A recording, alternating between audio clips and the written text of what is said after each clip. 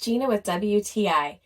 If you're looking for something to really up the elegance in your bathroom, then I recommend checking out this natural marble toilet paper roll holder from Nodafuer. One of my favorite things about it is that it has a little shelf. So I know it's gross, but we all do this. We take our phones into the bathroom with us, and it's really nice to have a little spot for it to rest. It's also great for any kind of room spray that you might want to have, or an extra toilet roll. My husband simply used his drill to make holes in the wall and used the anchors that came with the set.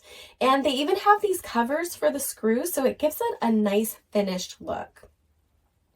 I got the brushed nickel with the white marble, and I really like the combination. We just remodeled our little bathroom, and this looks perfect in there. It really just gives it a nice touch of classiness that I was definitely looking for. I really love this toilet paper roll holder from Nodafuer.